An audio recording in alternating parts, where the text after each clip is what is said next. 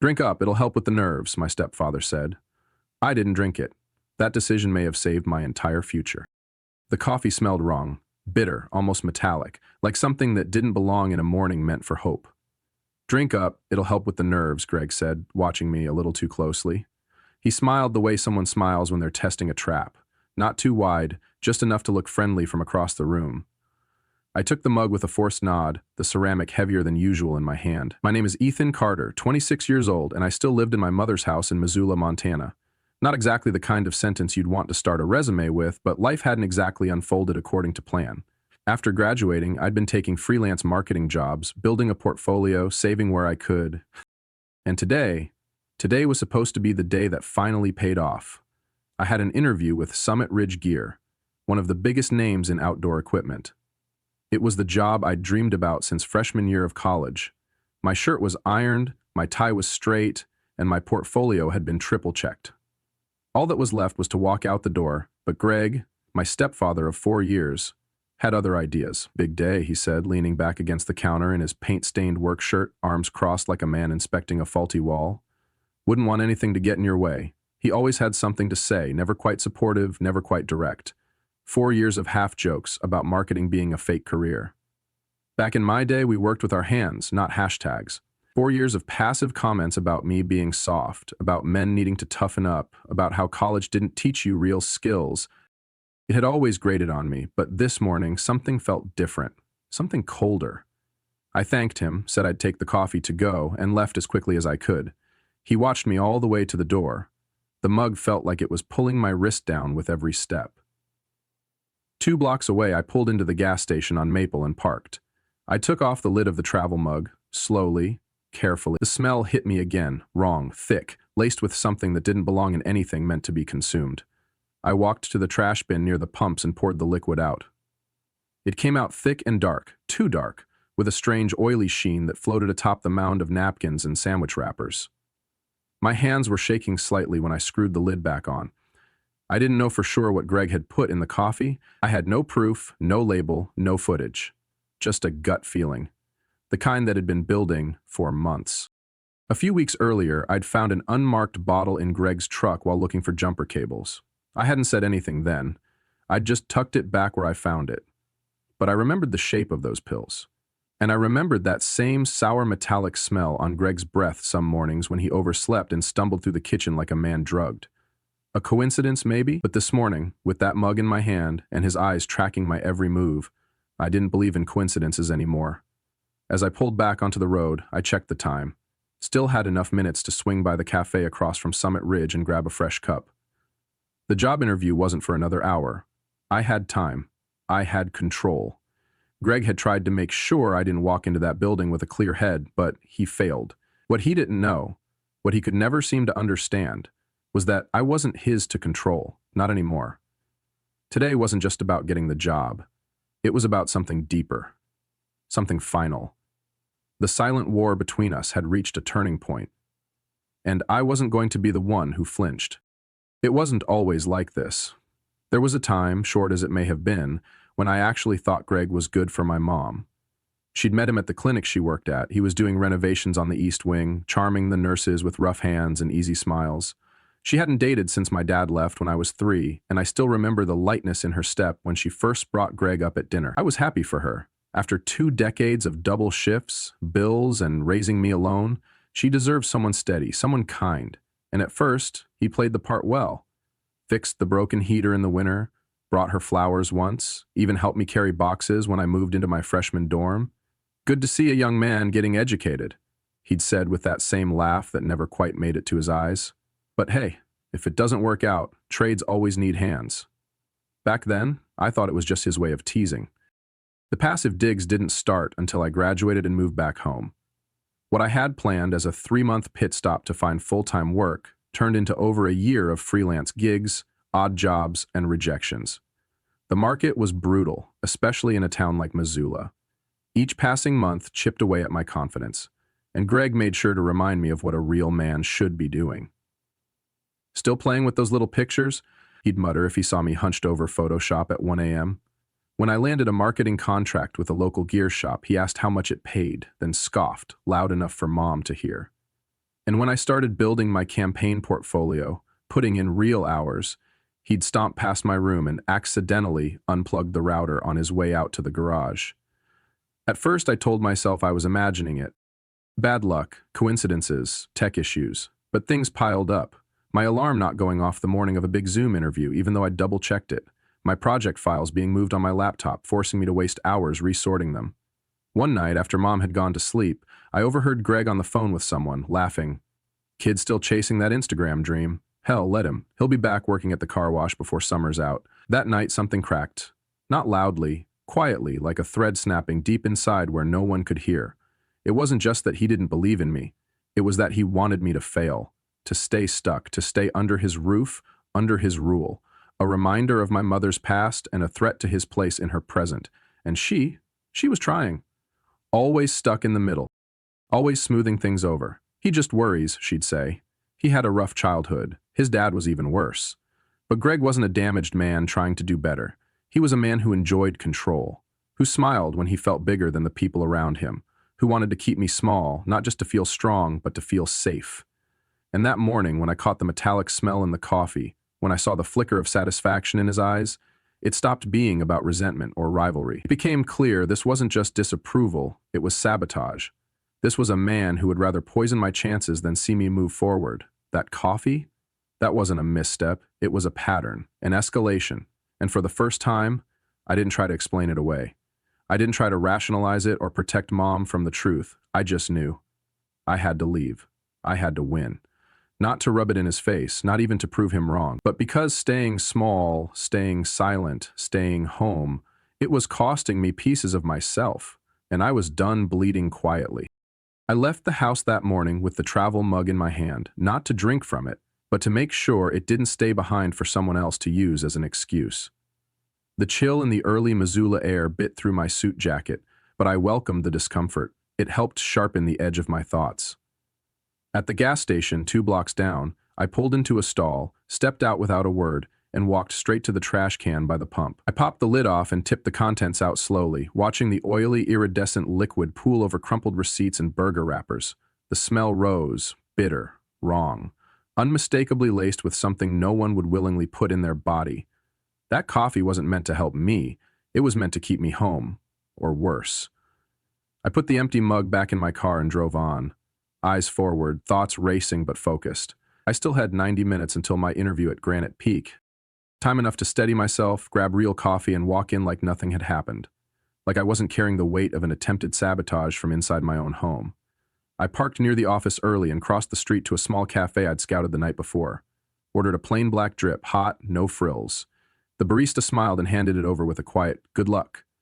And I don't know if she could sense it on me or if it was just good timing, but I nodded and took it like armor. Outside the Granite Peak building, I found a bench near the front doors and sat, coffee in one hand, portfolio balanced carefully on my lap. I wasn't reviewing it. I knew every page by heart. Instead, I let my mind drift, not with nerves, but clarity. For the first time in months, I felt the small mishaps, the tech failures, the stomach bug before my video call, all the moments I'd written off as unfortunate coincidences, they snapped into place now like gears locking.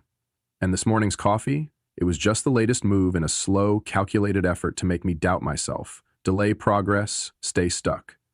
But he didn't know something had changed, that I'd stopped trying to earn approval from a man who never wanted me to win. I checked my watch, 10 minutes early, just right. I stood, smoothed my jacket, and walked into the building with the quiet purpose of someone who had survived something invisible and wasn't going to waste the chance to make it mean something. The receptionist took my name and pointed me to a waiting area. The walls were lined with gear I recognized from my childhood: Granite Peak sleeping bags, headlamps, trail shoes. They weren't just products to me. They were memories. They were why I'd started designing catalogs, why I'd taught myself color theory and copywriting when everyone else was still figuring out keg parties. The woman who called my name a few minutes later wore a fleece jacket with the company logo and smiled with a kind of grounded confidence I instantly respected. "Andrew Bishop?" she asked. "Right this way." The interview room was bright, minimal, and warm. 2 people were already seated. One I recognized from my research as the director of marketing, and another younger guy, probably a senior team member. I shook hands, introduced myself, and opened my portfolio with steady hands. And when they asked the first question, I didn't hesitate, not for 1 second. "Tell us about the campaign you submitted," the director said, tapping the sample I'd printed. I took a breath. "It's not just about showcasing the gear," I began. "It's about inviting people into the story they imagine themselves living when they use it. The weekend getaway, the father-son fishing trip, the solo hike that heals something." As I spoke, I could feel something shift. The room leaned in, they nodded. They asked about data and results, about social strategy and cross-planet or scalability, and I had answers for all of it because I'd done the work, even when I was sabotage, even when the Wi-Fi cut out, or the files disappeared, or the alarms failed. I rebuilt, redid, restarted, and now I was here, fully here.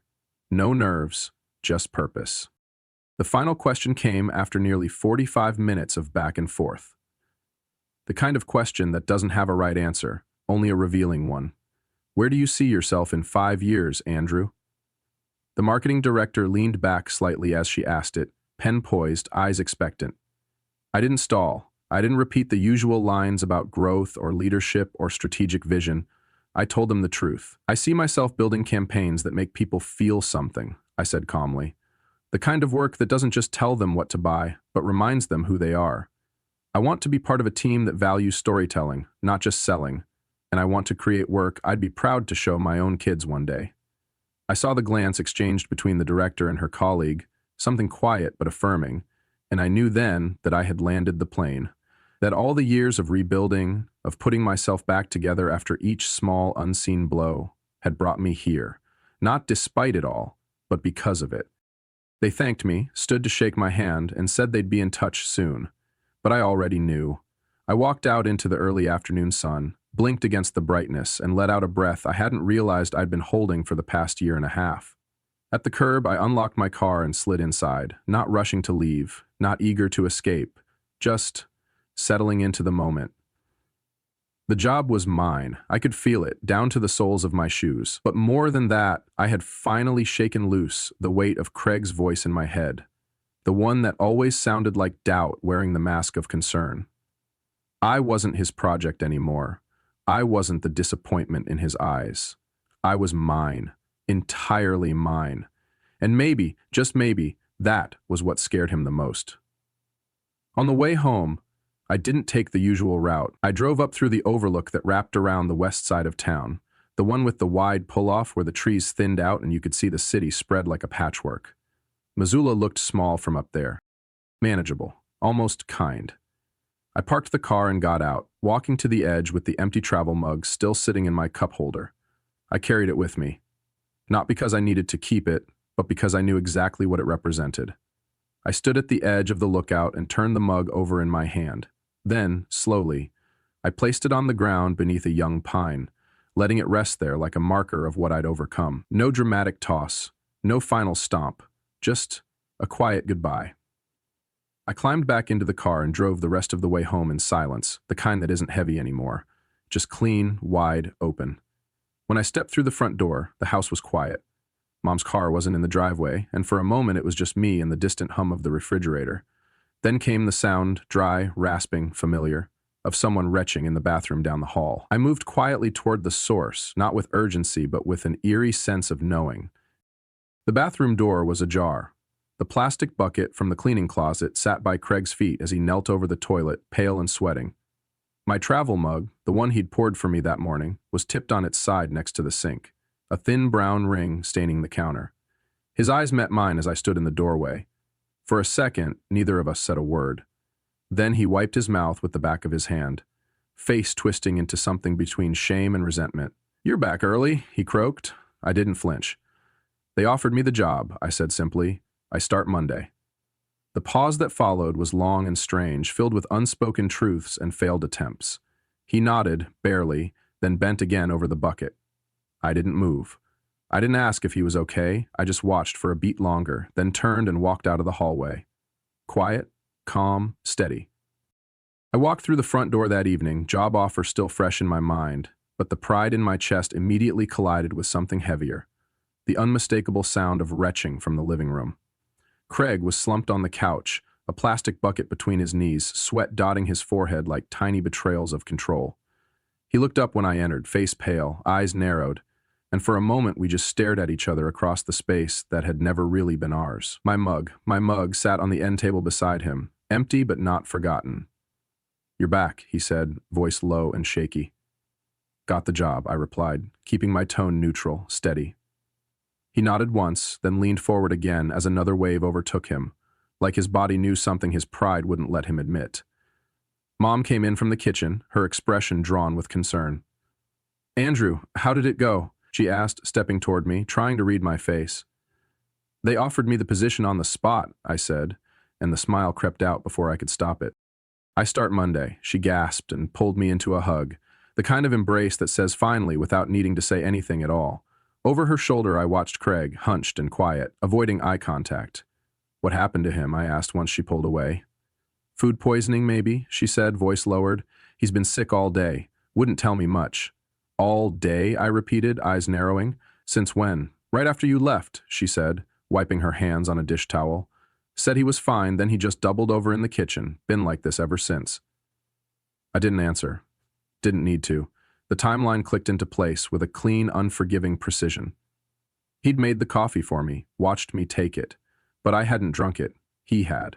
Whether out of habit or by mistake, or maybe, just maybe, because he didn't believe I'd actually outsmart him. Whatever the reason, he'd poisoned himself with his own trick.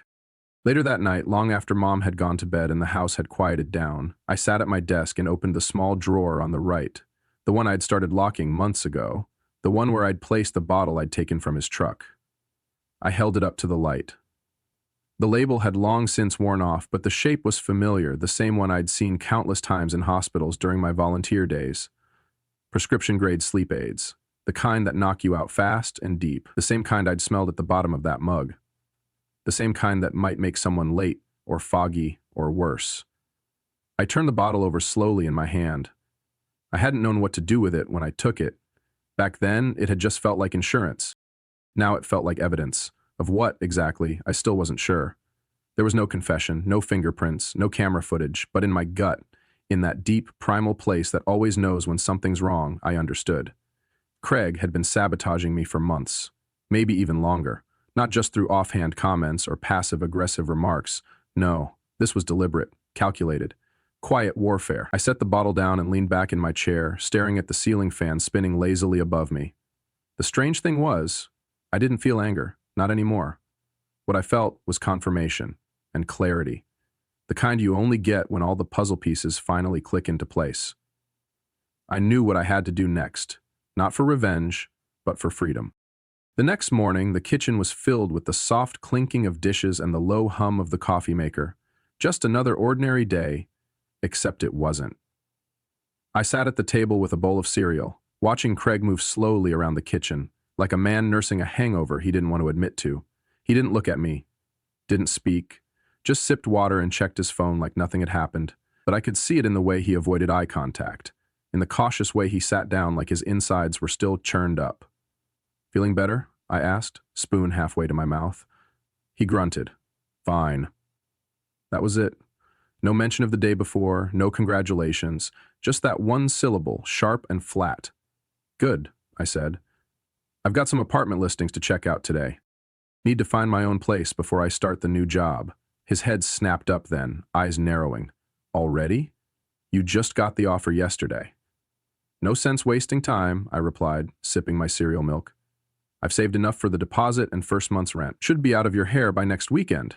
For a moment, he didn't respond, just stared. Then his jaw tightened. "Your mother will miss having you around." "I'll only be across town," I said evenly. "We can do Sunday dinners." He didn't like that. You could tell by the way he leaned back and crossed his arms.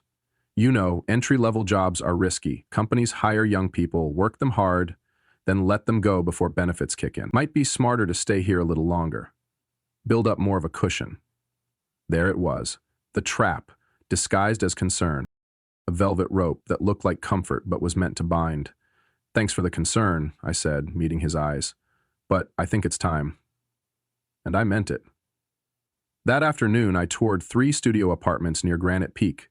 The third one had a view of the river, a tiny kitchen, and a rent I could just barely manage. The landlord liked that I had a job lined up and approved my application on the spot. I signed the lease right then and there, the pen trembling only slightly in my hand. I was doing it. Finally. When I got home, Craig was in the garage working on his truck. I walked in, dropped a folded note into his open toolbox, and left without a word. The note was simple. Whatever you were hoping to ruin didn't work. 3 days later, I was in my room stacking books into boxes when Mom appeared in the doorway. Her face was pale, her eyes red-rimmed but dry. "Can we talk?" she asked, sitting on the edge of my bed. I nodded and joined her. "Craig told me something this morning," she began, her voice measured like she was still trying to believe it. "He said you've been hostile, that you left a threatening note in his toolbox." I didn't flinch. "Did he tell you what was in the coffee he made for me the morning of the interview?" Her brow furrowed. "What do you mean?" "That mug, the one he handed me, saying it would help with nerves, the one he got sick from later that day. He made that for me." She looked down, visibly unsettled. "He said it was food poisoning, from the diner." "He never went to any diner," I said calmly. I stood, went to my desk, and took out the unmarked bottle I'd kept. Placed it gently in her hand. "I found this in his truck weeks ago. Same stuff I smelled in that coffee, crushed up sleep meds, the strong kind." She stared at it like it might bite her. "Andrew, this is a serious accusation." "I know, that's why I haven't said anything until now, because I couldn't prove intent." "Then why say it at all?" Her voice cracked. "Because it's not the first time," I said, my alarm clock getting reset, my files being deleted, Wi-Fi mysteriously failing. Every time something important came up, something went wrong. But now I know. It wasn't bad luck. It was Craig. She stood abruptly, pacing, shaking her head like trying to knock the idea loose. "That doesn't make sense. He's always said he just wants the best for you." "No, Mom. He wants control. And I'm not the only one he's been controlling." She froze. "What are you talking about?" I hesitated, then said it. "Your savings. Your retirement. When was the last time you saw a bank statement with your own eyes?" Her face crumpled. I saw the moment everything landed. The pieces that didn't fit. The quiet withdrawals. The cash Craig always seemed to have. The way he handled the bills. The way he always made sure she stayed out of the numbers. "Show me," she whispered. "Show me everything." And I did. The days that followed were quiet, but it was the kind of quiet that crackled beneath the surface, like the air before a thunderstorm. Craig acted normal, or at least he tried to. He still sat in his usual chair at the dinner table, still grumbled about work, still made offhand comments about the news. But something about him had shifted. His eyes lingered a little longer. His movements were slower, more careful, as if waiting for something to drop. And Mom was different too. She moved around the house like a ghost with purpose. No longer floating, but investigating, checking things twice, watching him back. On Tuesday, she spent the afternoon in the backyard on the phone, pacing slow circles near the garden beds.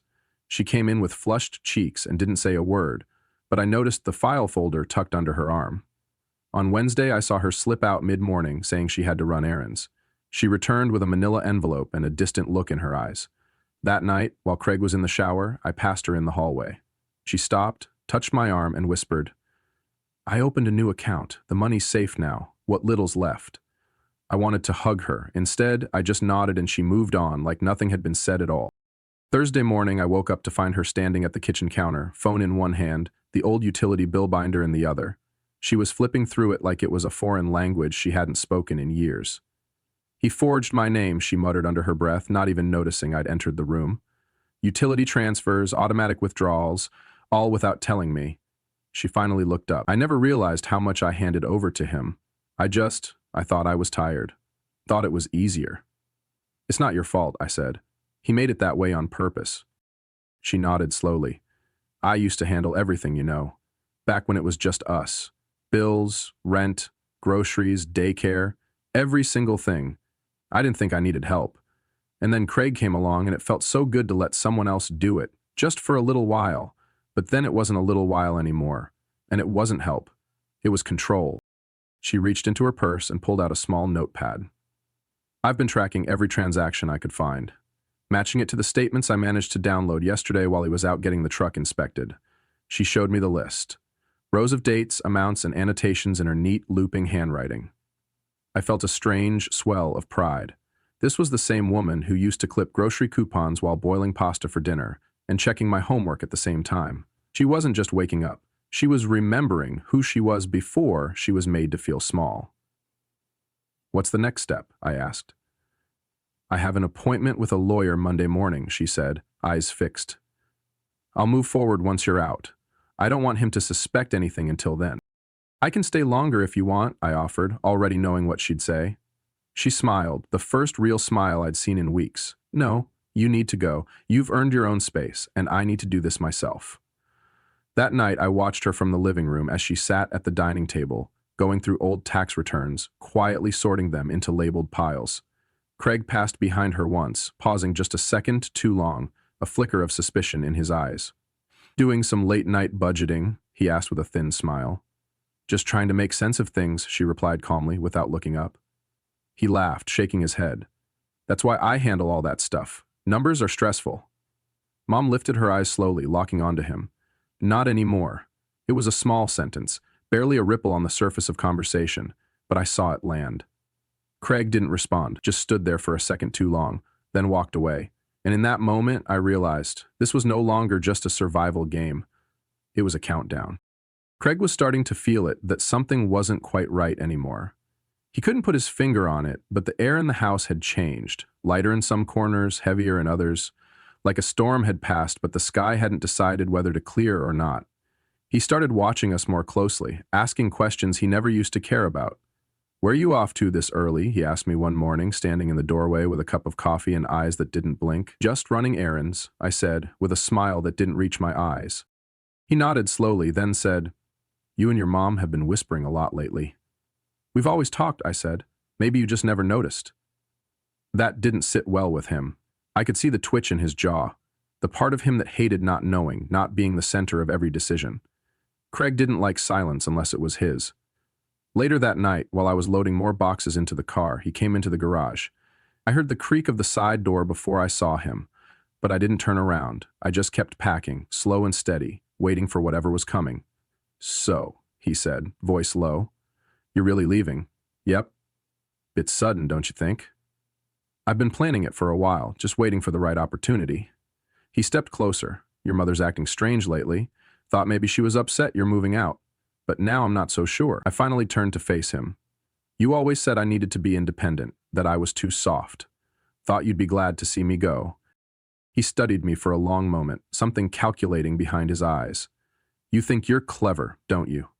"I think I'm tired," I said flatly. "Tired of walking on eggshells in my own home. Tired of pretending not to notice the way you control everything.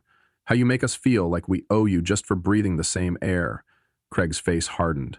"I put food on this table." "No," I said quietly. "Mom did, and she still does." He took a step forward, trying to loom, trying to reclaim the space. But something had shifted in me too, something firm and unmoving. I didn't flinch. "You think you know everything," he said, voice laced with venom. "But you're just a kid playing grown-up." "Maybe," I said, "but even a kid can recognize poison when he smells it in his coffee." That hit. Harder than I expected. His lips pressed into a tight line, and for a moment I thought he might explode. But instead, he just turned and walked out, slamming the door harder than necessary. That night, I didn't sleep. I lay in bed, staring at the ceiling, my thoughts racing. Not with fear, but with precision, timing, strategy. We were close now, one wrong move and everything could fall apart. But one right one and we'd be free. In the morning, Mom was already in the kitchen, dressed, calm, sipping coffee from a mug that didn't match the others. A quiet defiance. She looked at me and nodded, once, barely perceptible, but enough. It was happening. She was ready. "You okay?" I asked, pretending to reach for the cereal. "I will be," she said, and that was all we said. The rest of the day passed like a chess game played in silence. Craig circled the house, restless. He tried to provoke arguments with little barbs and comments, but neither of us took the bait. That frustrated him more than yelling ever could. He wanted the fight, needed the chaos. But we denied it to him, denied him the power of distraction. That was our resistance. That night, he didn't join us for dinner, just stayed in the garage, slamming tools around like a teenager throwing a tantrum. Mom and I ate in peace, the first peaceful meal we'd had in months. We didn't talk about him. We talked about my new apartment. The cafe she always wanted to open. What colors she might paint the walls if she ever got her own space again. Dreams. Real ones. When I went to bed that night, I could hear the wind picking up outside. But inside, something had finally settled. A calm before the final push. The storm wasn't coming. We were becoming the storm. I was loading the last box of books into the trunk when Craig finally made his move. The garage door creaked open behind me, and I didn't need to turn to know it was him. His steps were deliberate, slow, heavy, like a man trying to remind the room who it belonged to. I took my time, making sure the box was snug against the side, then shut the trunk with a solid click. Only then did I face him. "So," he said, leaning against the doorway, beer in hand like always. "You really doing this?" "Looks like it," I replied evenly. He took a sip, studying me over the rim. "Running off to play with your little outdoor buddies. You think you've got it all figured out now?" "I think I've got enough figured out to start," I said. "That's more than I could say a year ago." He smirked, but it didn't reach his eyes. "You always were quick with words. Doesn't mean you're ready for the real world." "Funny," I said. "The real world seemed to like my portfolio enough to give me a job. Full-time, with benefits." His expression twisted. That wasn't the reaction he wanted. I could see him weighing his next move. He wasn't used to me standing firm. He was used to the version of me that apologized, avoided, stayed small. "You know," he said, voice dropping lower, "jobs fall through all the time. People get overwhelmed, make mistakes, miss days, show up, off." I tilted my head slightly. "That sounds like a threat." "Just a reality check," he said, shrugging. "Entry levels don't get second chances." I stepped forward, just enough to make it clear I wasn't backing away. "You're right, they don't, which is why I made sure nothing would interfere this time." He narrowed his eyes. "What's that supposed to mean?" "It means," I said, keeping my voice calm, "whatever you were hoping to ruin didn't work." He stared at me, trying to read my face. I gave him nothing. "You left a note," he said finally, eyes hardening, "in my toolbox. Just a friendly reminder," I said. "Figured it was time you knew I'm not as blind as I used to be." He laughed once, short and bitter. "You think you're smart. Think you're above me. I don't think I'm above anyone," I replied. "But I do think I've outgrown whatever game you've been playing." He took a step closer. "You don't know what you're messing with, kid." "Maybe not," I said quietly, "but you do, and that's what scares you, isn't it?" His jaw clenched. For a second, I thought he might throw the beer bottle. But then he backed off, slowly, like a snake retreating after realizing its prey was more dangerous than it looked. "You'll regret leaving," he muttered, turning toward the house. I didn't answer. I just watched him go, my heart steady, my hands still. I'd shown just enough of my hand. Not all of it, just enough to let him know the rules had changed. That night, he was quiet at dinner. Mom and I made small talk about my new apartment, and he didn't interrupt. He didn't even look up, just ate in silence, chewing like it hurt. The silence wasn't peace. It was pressure. Mounting. Waiting. But I didn't flinch, because this time he wasn't the only one who knew how to hold tension like a blade. I was halfway through stacking another box of kitchen supplies when Mom knocked gently on the doorframe, her eyes already telling me something was wrong. "Can we talk?" she asked, stepping inside without waiting for a reply. I set the box down and nodded. She sat on the edge of my bed, back straight, hands twisting in her lap. "Craig told me something this morning," she began, her voice too calm.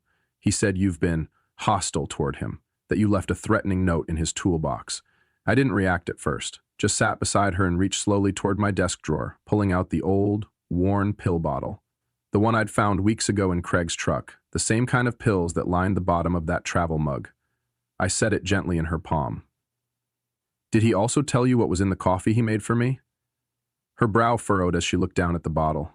"What do you mean?" "The coffee he insisted I take right before my interview, the one he poured himself, handed to me with that forced smile. The one he got sick from after I left. He thought I drank it." Mom's mouth opened, then closed. Her thumb traced the shape of the bottle's label, long since faded. "He said it was food poisoning, from a diner he stopped at." "He never went to a diner that morning, Mom. He made coffee here, for me." I watched her closely, saw the first flickers of doubt pushing through her careful calm. "And this," I continued, tapping the bottle, "this is the same stuff I found hidden in his truck, same bitter taste that lingered in the mug, same chemical edge I've smelled on his breath more than once." She stared at me, shaking her head slowly like she wanted to refute it, but couldn't quite find the words. "You're saying what, he drugged you?" I'm saying, I replied carefully, that this wasn't the first time something went wrong, right before an important interview. My alarm failing, my files going missing, Wi-Fi cutting out mid-call, always when something good was about to happen, always when Craig was nearby. She blinked fast, her hands clutching the bottle now like it might disappear.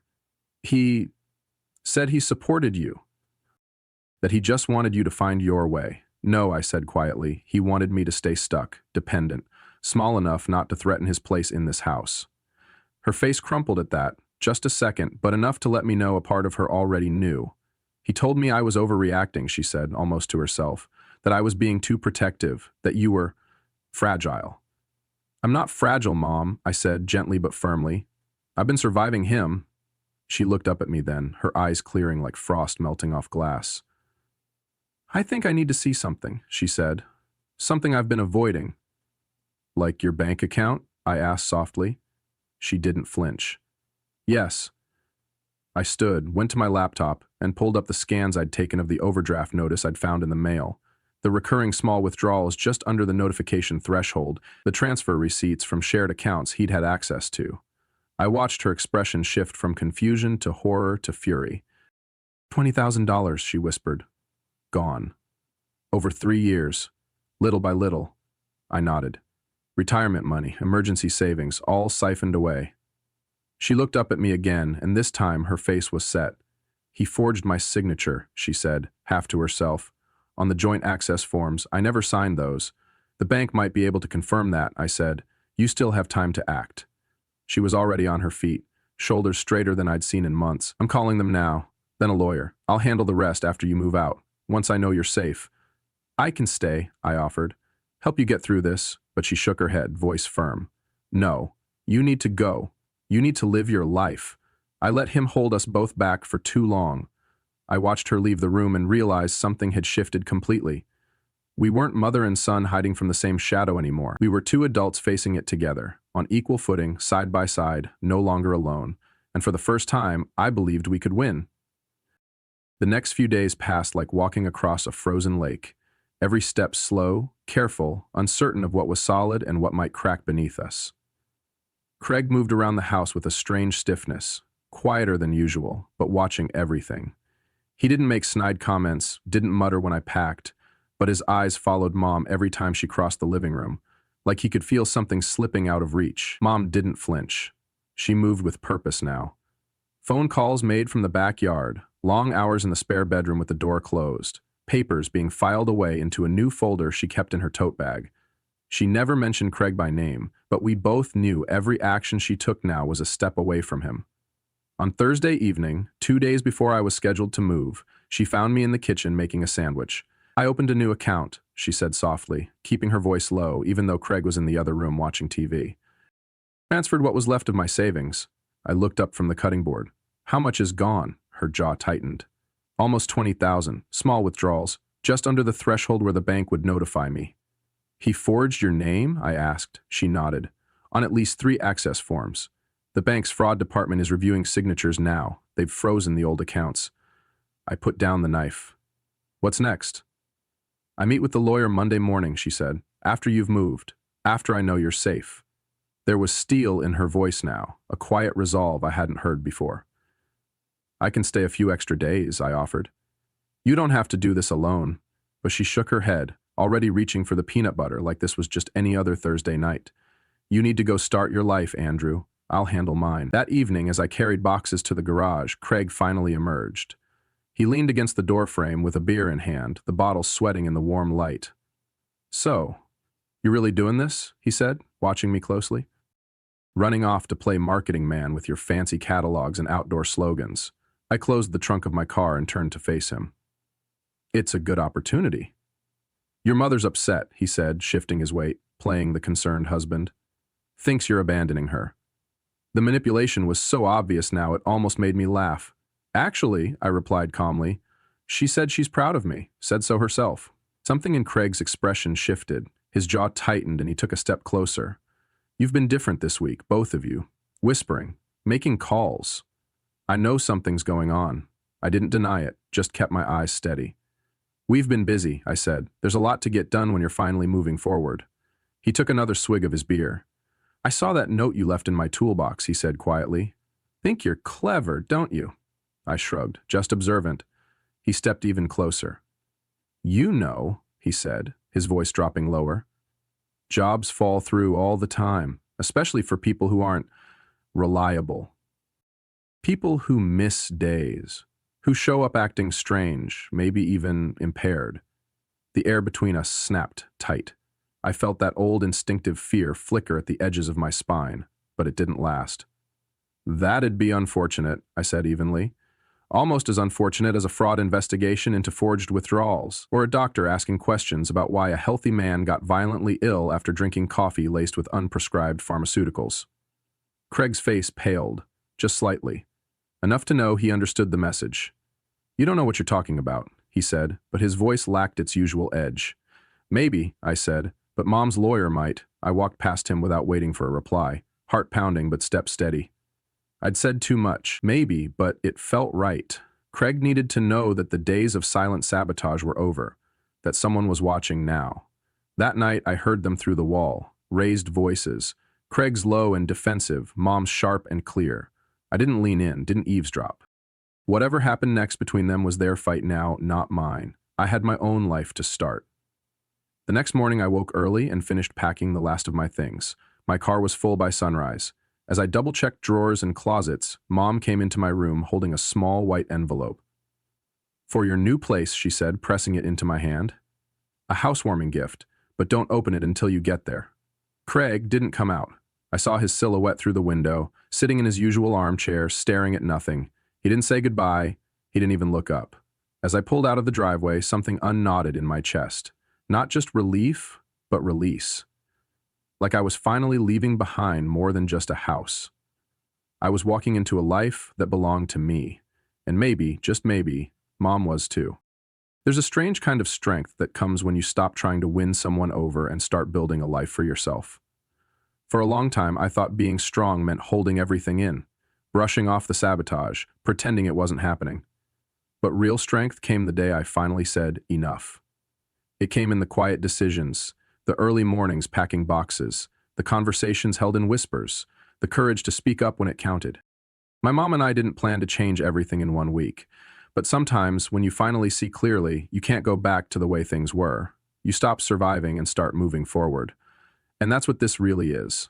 Not a story of revenge, but of quiet freedom, of a mother and son reclaiming their choices, their safety, their dignity. We didn't win by fighting louder. We won by choosing peace. And if you're reading this while feeling stuck, controlled, doubted, let this be your reminder. You don't have to wait for permission to grow. Sometimes all it takes is one step, then another, until the weight starts to lift. If this story meant something to you, share it with someone who might need to hear it. And if you've ever found strength in silence or freedom in walking away, you're not alone. Because healing doesn't always roar. Sometimes it's a quiet drive to your new apartment, a sunrise, and the simple, steady whisper, I'm free now.